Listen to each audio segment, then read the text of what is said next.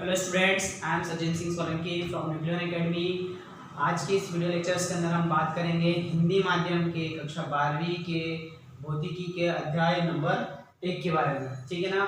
तो हिंदी मीडियम के बच्चों के लिए ये वीडियो बनाए जा रहे हैं। ठीक है ना। यहाँ पर क्लास के जितने भी भौतिक के, रसायन के और मैथ्स में तो इतना ज़्यादा दिक्कत आता नहीं है, लेकिन भौतिक और रसायन हिंदी में भी आपको वीडियो अपलोड मिलेंगे। ठीक है ना। तो आज हम क्लास 12 के सबसे पहले चैप्टर के बारे में बात करेंगे। इसका नाम क्या है? स्थिर वैद्युतिकी। ठीक है ना। देखिए, आइए समझते हैं स्थिर वैद्युतिकी क्या है। तो सबसे पहले यहाँ जो लिखा हुआ है स्थिर वैद्युतिकी को हम इंग्लिश में बोलते हैं क्या? इलेक्ट्रोस्टैटिक्स। ठीक है ना। अब स्थिर वैद्युतिकी में दो वर्ड आ रहे हैं, एक आपके पास आ रहा है स्थिर और एक आ रहा है वैद्युतिकी। स्थिर का मतलब हम क्या बोल सकते हैं नॉर्मली कि कोई भी गतिमान नहीं, स्थिर रखा हुआ है। ठीक है ना। और वैद्युतिक का मतलब क्या होता है? आवेश। वैद्युतिक का मतलब क्या होता है? आवेश। मतलब ऐसा आवेश जो क्या रखा हुआ है? स्थिर है। मतलब ऐसे बोल सकता हूँ कि स्थिर आवेश। ठीक है ना। अब देखिए, यहाँ पर सबसे पहली बात आती है कि आवेश क्या होता है। आवेश क्या होता है, इसलिए इसके बारे में बताया। तो माइकल फैराडे ने अपनी स्टडी के अंदर इलेक्ट्रॉन प्रोटॉन्स के बारे में और इलेक्ट्रिसिटी के बारे में बताया था, विद्युत के बारे में बताया था। तो आइए सबसे पहले आवेश के बारे में कैसे पता लगा ये बता दें। ठीक है। और दूसरी बात क्या होता है कि यहाँ पर किसी भी सब्सटेंस के पास आवेश है तो कितने टाइप का होता है, ये सब हम चीजें देखेंगे। देखिए, प्रैक्टिकली अगर मैं बात करूँ तो आवेश का मतलब क्या होता है, पहले आवेश के डेफिनेशन के बारे में बात कर लेते हैं। पदार्थ का वह गुण, पदार्थ का वह गुण जो विद्युत तथा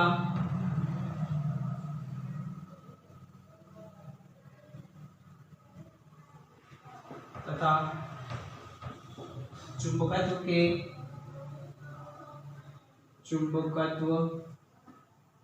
के प्रभाव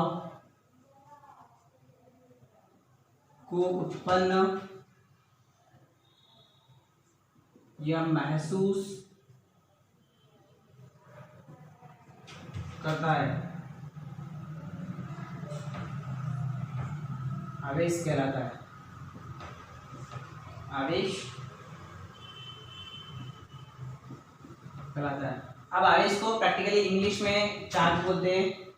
इंग्लिश वर्ड में आपको इसलिए लिख रहा हूँ, कई बार हिंदी आवेश की जगह मेरे से 4 जगह निकल जाता है, तो आपको पता होना चाहिए आवेश को क्या बोलते हैं। सबसे पहली चीज होती है आवेश। ठीक है। अब होता क्या है कि आवेश के बारे में स्टडी करा है। आवेश के बारे में स्टडी कैसे किया कि कोई पदार्थ जो अपने तरफ क्या बनाता था, एक तरफ का क्षेत्र बनाता था, एक तरफ का क्या बनाता था? क्षेत्र बनाता था। अब उसके अंदर अगर सेम प्रॉपर्टी का कोई पदार्थ आता है तो क्या करता है? उसको अट्रैक्ट करता है या फिर रिपेल करता है। इस टाइप के क्या करता है? गुणों को वो उत्पन्न करता था। तो उससे पता लगा है क्या किसी भी पदार्थ के अंदर आवेश का एक गुण होता है। क्या होता है? आवेश का एक गुण होता है। उसके अंदर क्या होता है? प्रैक्टिकली हम बोल सकते हैं आवेश। ठीक है ना। जैसे आपने केमिस्ट्री के अंदर क्लास 11th में इलेक्ट्रॉन्स, प्रोटॉन्स के बारे में पढ़ा होगा। ठीक है ना। सबसे छोटा जो पार्टिकल होता है वो क्या होता है हमारे पास? एटम, मतलब परमाणु। और परमाणु के अंदर क्या होता है बेटा?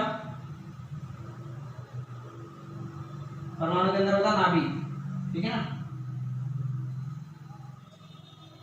नाभिक।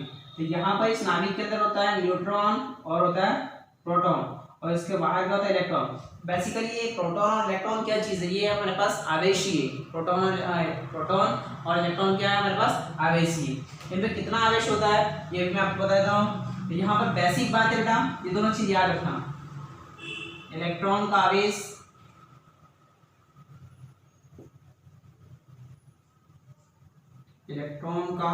आवेश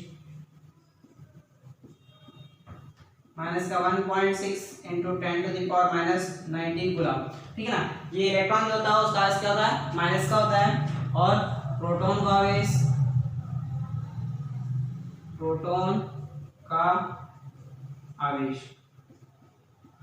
वो होता है 1.6 इंटू 10⁻⁻⁹ कूलम। यहाँ पर ये जो पीछे में सी लिख रहा हूँ इसका मतलब क्या होता है? उसकी यूनिट आवेश की क्या होता है? कूलम।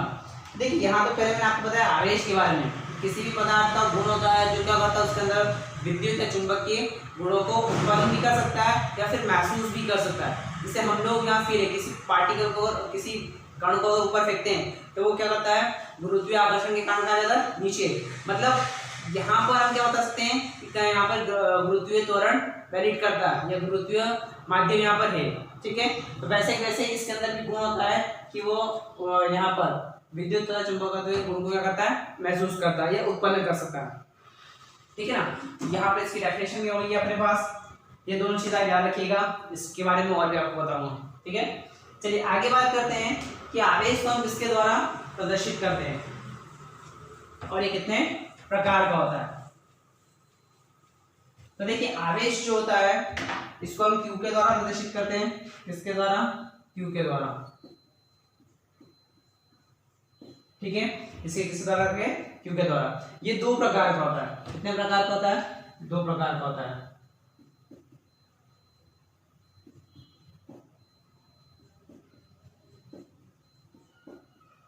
होता है एक आपके पास होता है क्या, धन आवेश, और एक आपके पास होता है ऋण आवेश,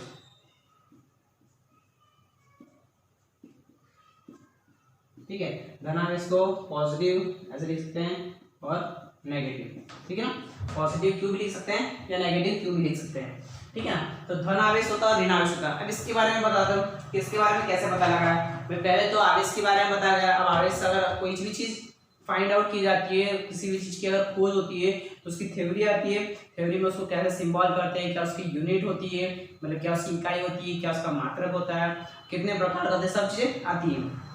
तो आवेश के अंदर भी होता है, आवेश के गुण पहले बताए गए, फिर उसके बाद क्या उसको किससे द्वारा प्रदर्शित करते ये देखा गया, फिर ये कितने प्रकार का होता है, ये दो प्रकार का होता है। अब ये कैसे पता लगा, ये प्रैक्टिकल के द्वारा। साइंटिस्टों ने कई टाइप के प्रैक्टिकल्स करे थे, ठीक है ना, और उसमें से जो मेन प्रैक्टिकल्स है वो मैं आपको बताता हूँ। इन्होंने क्या किया बेटा कि आवेश दो प्रकार का होता है, ये कैसे पता लगाया। देखिए साइंटिस्ट ने दो टाइप की छड़ ली, पहले हम लेते हैं एवनाइट की छड़ या फिर हम लेते हैं कांच की छड़, कांच की छड़, कांच की छड़ ली हमने इस टाइप से, और एक और कांच की छड़ ली हमने इस टाइप से, ठीक है ना। दोनों कांच की छड़ है, यहां पर हमने रेशम का कपड़ा लिया,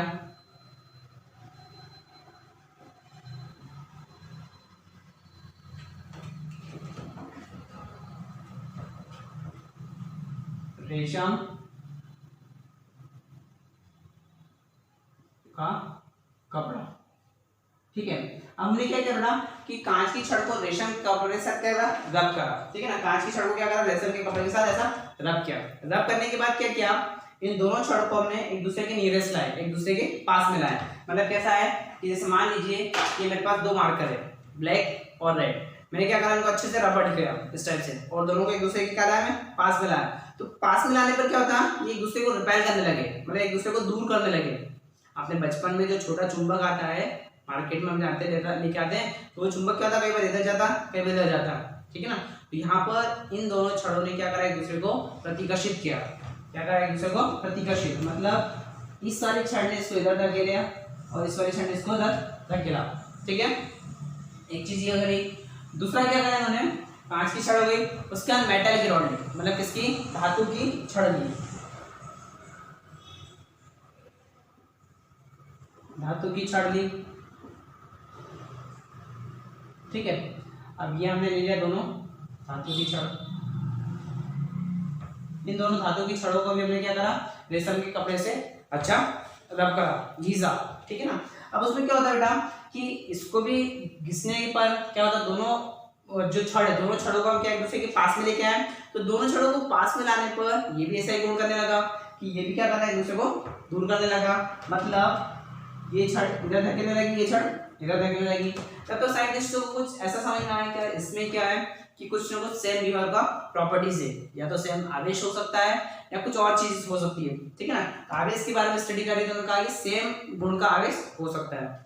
फिर उन्होंने क्या किया कि प्रैक्टिकल में एक कांच की छड़ ली और सर एक धातु की छड़ ली और एक कांच की छड़ ली, रब कर ली, ठीक है ना। तो मैंने क्या किया, एक इस टाइप से धातु की छड़ ली और एक मैंने लिया किसकी, कांच की छड़। ये हमारे पास हो गई किसकी, कांच की हो गई, और ये हो गई धातु की छड़। इन दोनों को भी रेशम के कपड़े से घिसा, घिसने के बाद क्या किया, रगड़ने के बाद दोनों को एक दूसरे के पास में लेके आए। तो पास में लाने पर क्या हुआ बेटा कि इन्होंने एक अजीब टाइप का गुण प्रकट किया। मतलब क्या, ये एक दूसरे को खींचने लगी, ये इधर आने लगी और ये इधर आने लगी। तो इस टाइप से ये दोनों एक दूसरे क्या करने लगी, आस पास आने लगी।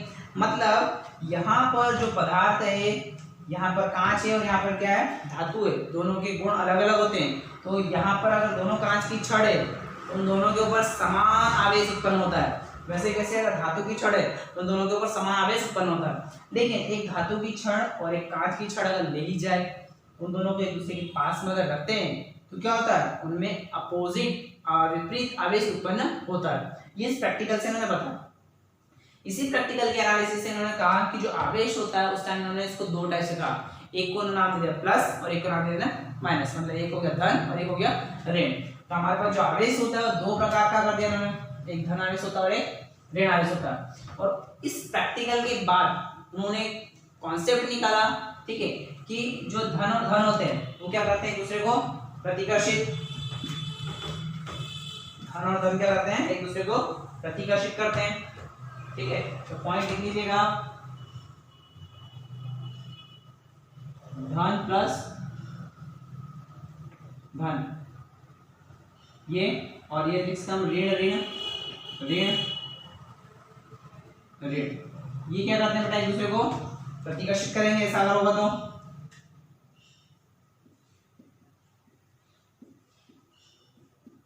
ठीक है, कैसे है, ये समान आवेश है,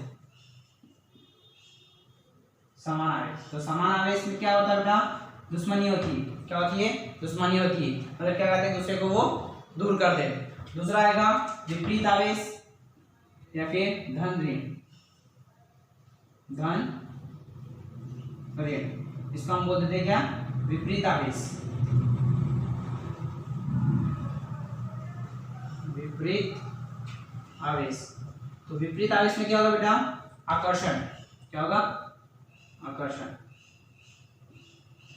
ये बात ध्यान रखना कि आवेश अगर समान है, मतलब प्लस धन धन हो जाए या ऋण ऋण हो जाए, तो एक दूसरे को क्या करेंगे, प्रतिकर्षित करेंगे। और धन और ऋण हो जाए तो क्या करेंगे, दूसरे को आकर्षित करेंगे। तो इस टाइप से जो आवेश होता है वो दो टाइप का आ गया हमारे पास। ठीक है, मैंने पहली चीज आपको बताया आवेश क्या होता है, दूसरी मैंने आपको बताया आवेश को हम कैसे प्रदर्शित करते हैं, तीसरा मैंने बताया कि आवेश कितने प्रकार का होता है। ठीक है, अब हमने आवेश के बारे में पता कर लिया, तो इसका मात्रक क्या होता है और इसका विमीय सूत्र क्या होता है, इसके बारे में हम स्टडी करते हैं। ये बेसिकली हम जो पढ़ रहे हैं ये आवेश के गुण में आप ले सकते हैं। क्या, आवेश के गुण में। तो ठीक है, आगे बात करते हैं। आवेश आप लोगों का चार्ज नहीं है तो चार्ज हो जाइए फटाक से। ठीक है, मतलब आवेश उत्पन्न कर लीजिए। तो आवेश के गुण,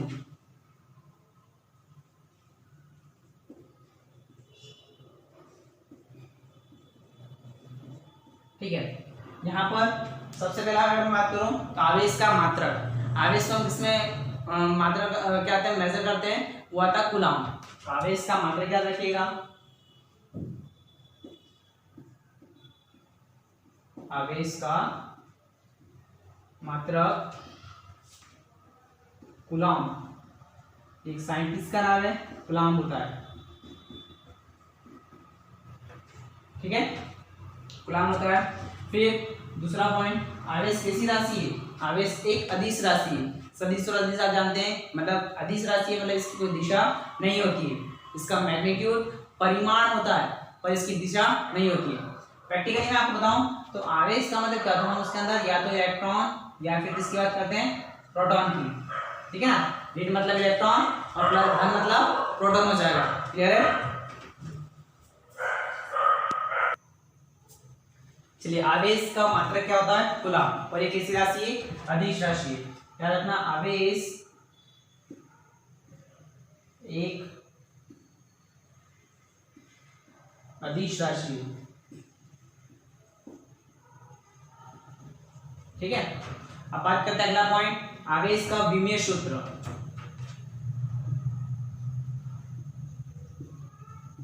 आवेश का विमीय सूत्र। तो इसका जो विमीय सूत्र होता है, अभी आप याद रखिएगा, एम्पियर गुणित समय होता है, ठीक है ना। क्या होता है? एम्पियर गुणित समय, या हम सेकंड बोल सकते हैं, सेकंड, ठीक है ना। एम्पियर सेकंड मतलब उसे आप लिख लीजिएगा कितना, A इंटू टी। अगर मैं इसके फॉर्म में रिप्रेजेंट करूँ, लिखूँ, तो ये मतलब एम्पियर होता है और टी मतलब टाइम होता है। तो टाइम को हम किस में मेजर करते हैं? सेकंड में, समय को, ठीक है ना।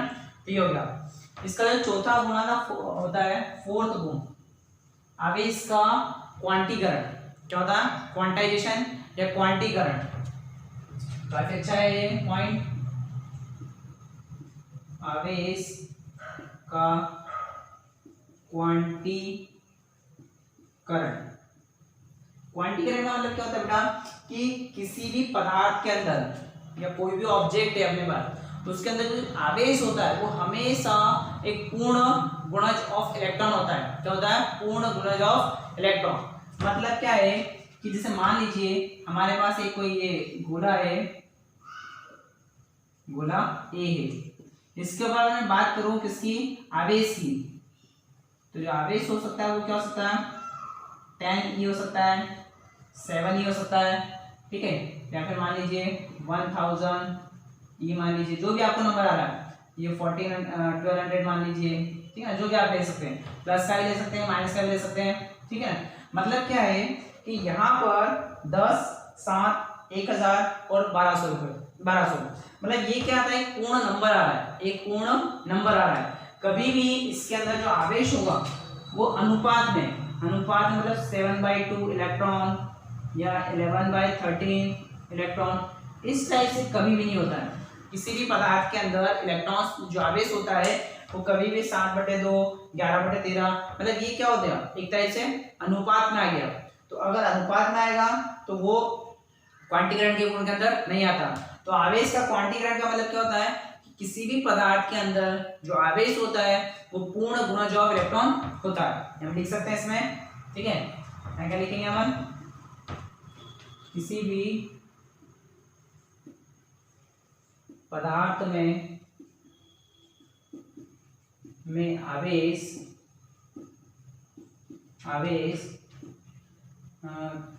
किसी भी पदार्थ में आवेश इलेक्ट्रॉन का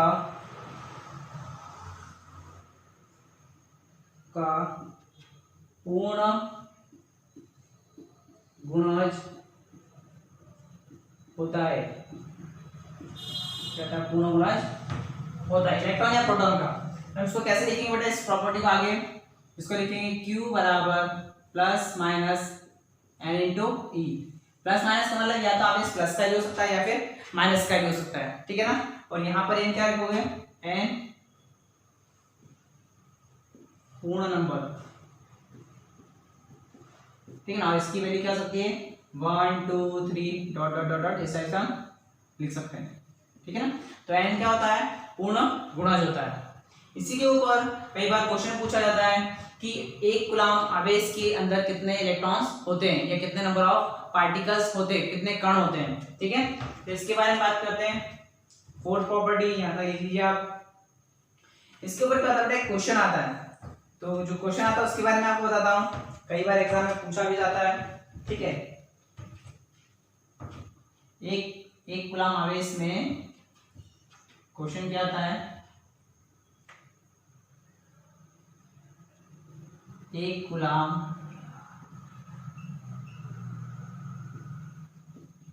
आवेश में कण की संख्या, इसकी संख्या कण की। तो देखिए एक कूलम आवेश का मतलब क्या हो गया? तो यहाँ पर अगर मैं बात करूं तो जो फॉर्मूला होगा हमारे पास ये लिखा होगा, तो Q बराबर कितना देगा? N इंटू ई। अब Q का वैल्यू कितना देगा? 1 कूलम। 1 C का मतलब क्या हो गया? 1 कूलम, ठीक है। तो यहाँ पर लिख लीजिए 1, Q का वैल्यू 1 है। N नंबर ऑफ पार्टिकल, कण की संख्या हो गया, इंटू इलेक्ट्रॉन। तो इलेक्ट्रॉन का आवेश कितना था बेटा? 1.6 इंटू 10 की पावर माइनस 19। अच्छा यहाँ पर माइनस मत लिखिएगा, ऑलरेडी माइनस होता है, ठीक है। तो वो हम जब लिखते हैं वो अपने जो स्पेसिफिक आवेश होता है उसमें प्लस और माइनस लेते हैं, ठीक है ना, विशिष्ट आवेश में। यहाँ पर हम ये वैल्यू लिखेंगे, ठीक है। यहाँ से कितना हो जाएगा? n equal to 1 upon 1.6 into 10⁻⁻19। जब आप इसे और सॉल्व करेंगे तो ये कितना हो जाएगा बेटा, ये हो जाएगा 10⁻19 को ऊपर ले जाता हूँ तो प्लस का 19 क्योंकि 1.6। जब इसे आप सॉल्व करेंगे ना इसका वैल्यू आएगा 6.25 इंटू 10⁻18। मतलब 1 कूलम आवेश के अंदर इतने कण होते हैं। अच्छा एक बात और मैं कहना चाहूंगा कि यहाँ पर 6.25 लिखा, इसका मतलब ये नहीं कि फ्रैक्शन में आ रहा है, क्योंकि हमारे पास 10⁻18 है, 2 पावर को आगे करके मैं 625 इंटू 10⁻16 इसको लिख सकता हूँ। ठीक है, आप इसे ऐसे भी लिख सकते हैं और 625 इंटू 10⁻16। ठीक है, तो ये इस टाइप हो गया, हमारे पास एक नंबर हो गया। ठीक है, तो इस टाइप से 1 कूलम आवेश के अंदर कितने नंबर ऑफ कण होते हैं उसके हमने यहाँ पर बात कर ली। आवेश का गुण नंबर 4। ठीक है, यहाँ तक आप नोट करिए, फिर आगे बात करते हैं।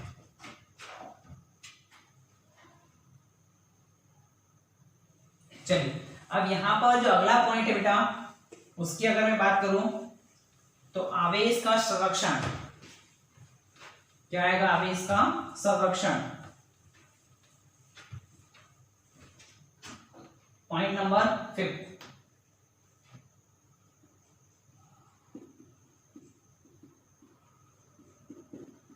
संरक्षण। संरक्षण का मतलब क्या होता है बेटा, कंजर्वेशन ऑफ चार्ज। ठीक है, मतलब आवेश को न तो उत्पन्न किया जाता नहीं नष्ट किया जाता, इसे एक पदार्थ से या एक वस्तु से दूसरी वस्तु में हम ट्रांसफर कर सकते हैं। ठीक है ना, स्थानांतरित कर सकते हैं। यहाँ क्या लिखेंगे हम, आवेश को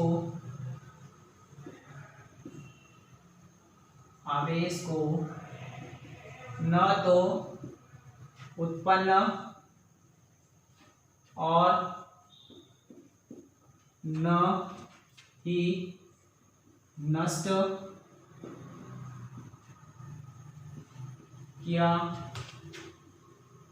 जा सकता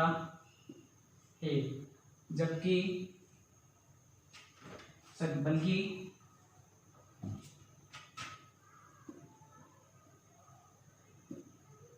इसे एक वस्तु से या पदार्थ भी आप लिखते हैं, एक वस्तु से दूसरी वस्तु में स्थानांतरित कर सकते हैं।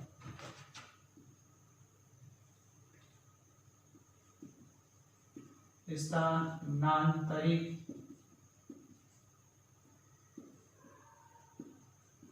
किया जा सकता है।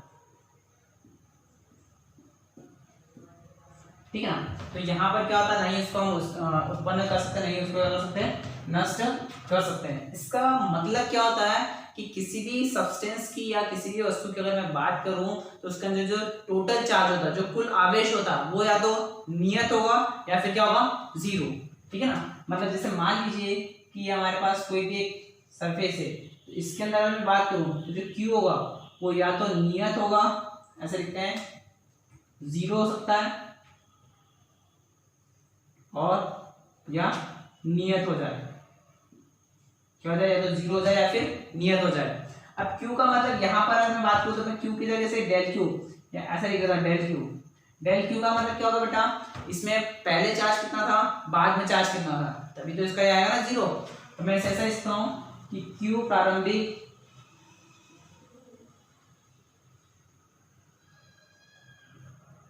माइनस Q अंतिम बराबर 0। तो Q प्रारंभिक किसके बराबर हो जाएगा, Q अंतिम के, Q प्रारंभिक बराबर Q अंतिम। ठीक है, तो यहां से क्या समझ आया कि जो कुल आवेश होता है वो क्या होता है, या तो 0 होगा या फिर नियत होगा। ठीक है, मतलब Q प्रारंभिक आवेश माइनस Q अंतिम आवेश कितना हो गया, 0। तो Q प्रारंभिक बराबर Q अंतिम हो गया। इसके ऊपर मैं एक एग्जांपल आपको समझाता हूं, कैसे, जैसे मान लीजिए उदाहरण, हमारे पास कोई सब्सटेंस है, ये इसके अंदर A पार्ट है, B पार्ट है। ठीक है, तो मैंने क्या करा, पहले ए पार्ट के पास मान लीजिए कि 2c मतलब गुलाम, 2c गुलाम था, 2 गुलाम चार्ज था, और इसके पास मान लीजिए कि 10 गुलाम चार्ज था। ऐसे कैसे ही मैंने क्या करा, एक गोला बी लिया, या फिर इसी को यहाँ पर ए रखा और ये बी रखा, ए का बढ़ा के ए का हमने कर दिया कितना, मान लीजिए 4 कर दिया। अब हमें बी पे बताना है कि बी पे कितना चार्ज होगा। किसी भी मेथड के द्वारा कौन कौन से तरीके हैं जिससे आगे इसको हम बढ़ा सकते हैं, ठीक है, तो मैं आपको आगे समझाऊंगा। तो यहाँ पर क्या कर बेटा, ए के पास 2 था, उसका बढ़ाकर मैं कितना कर दिया, 4 गुलाम कर दिया। तो हमें बताना है बी के ऊपर कितना आवेश आएगा। तो तरीका क्या हो गया, क्यू इनिशियल। क्यू इनिशियल का मतलब क्या कि यहाँ पर कितना चार्ज है, यहाँ पर कितना चार्ज है, तो मैंने इससे मान लिया क्या, x चार्ज इसके पास, कितना मान लिया मैंने, x मान लिया। तो ये कितना हो जाएगा, q प्रारंभिक इक्वल टू q अंतिम, इनिशियल फाइनल। प्रारंभिक कितना था, यहाँ पर था 2 + 10, अंतिम कितना हो गया 4 + x, ये हो गया 12, ये हो गया 4 + x, ये कितना आ जाएगा, x = 8 आ जाएगा, 8 गुलाम। मतलब यहाँ पर कितना हो जाएगा, 8 गुलाम चार्ज। तो यहाँ से बात हो गई कि पहले इसके पास कितना 12 गुलाम था, बाद में कितना चार्ज आ गया, 8 गुलाम आ गया। इसका सबसे अच्छा एग्जांपल मैं आपको देता हूँ, ठंड के दिनों में हम दोनों हाथों को लेकर इसे रगड़ते हैं, फ्रिक्शन। तो यहाँ पर क्या था, पहले चार्ज 0 था, आपने रफ करा, बाद में इसको हटा लिया, तो फिर क्या हो जाएगा, हाथ ठंडे हो जाएंगे, कुछ टाइम के लिए हीट रहेंगे, फिर वो चार्ज अपने आप क्या हो जाता है, न्यूट्रल हो जाता है, ठीक है ना, मतलब वो क्या हो जाता है, उदासीन हो जाता है। तो उस कंडीशन का मतलब क्या है कि जो आवेश होता है वो क्या हो जाता है, टोटल संरक्षित हो जाता है, मतलब कितना, या तो 0 रहेगा या फिर नियत रहेगा। तो ये इसका पॉइंट नंबर 5, ठीक है। चलिए इसे नोट करिए।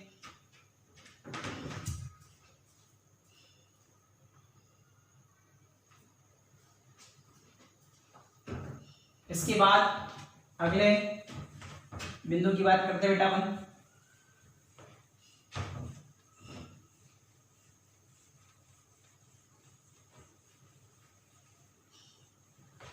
आवेश। आवेश में हमने 2 पॉइंट्स बात कर लिए। इसके बाद वाला जो पॉइंट है वो ये कि आवेश की चाल पर निर्भर नहीं करता, चाल बोल सकते हैं, वेग पर निर्भर नहीं करता, ठीक है ना। तो पॉइंट नंबर 6, आवेश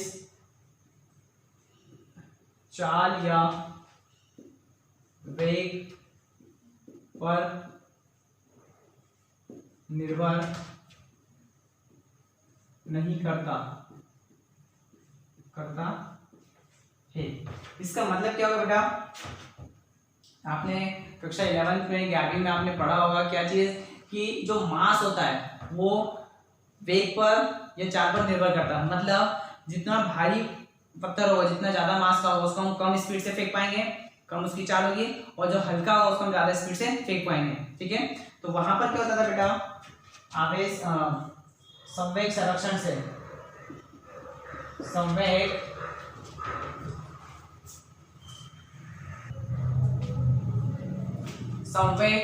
संरक्षण से, ठीक है ना।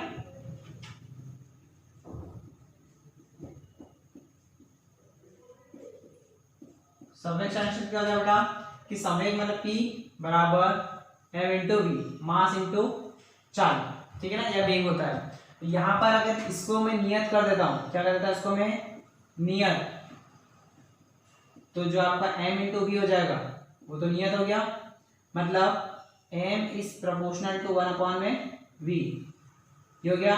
या फिर ऐसा बोल सकते हैं v is proportional to 1/m, मतलब क्या है कि जिसका मास ज्यादा होगा उसकी चाल या वेग क्या होगा, कम, और जिसका मास कम होगा उसका चाल या वेग क्या होगी, ज्यादा। लेकिन यहाँ पर अगर मैं आवेश की बात करता हूँ तो आवेश में ऐसा कुछ भी नहीं होता है, ठीक है ना।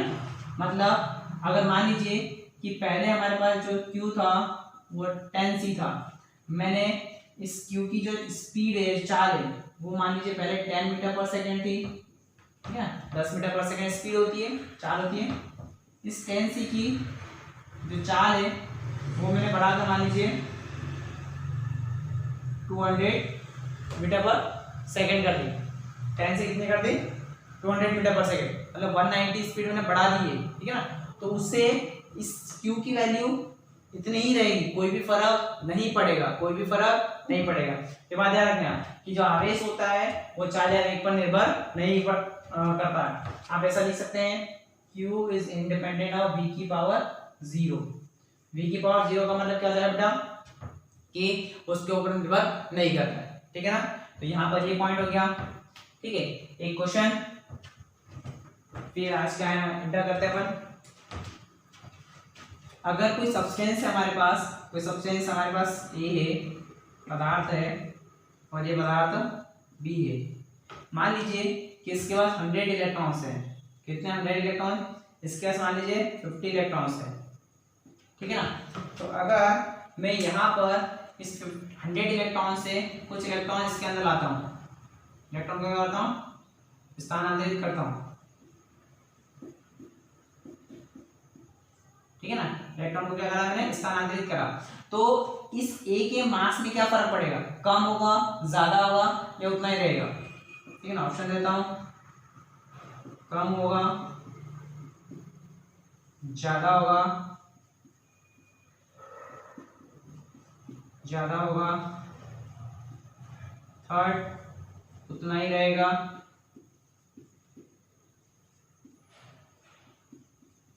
ठीक है। और फोर्थ इनमें से कोई नहीं।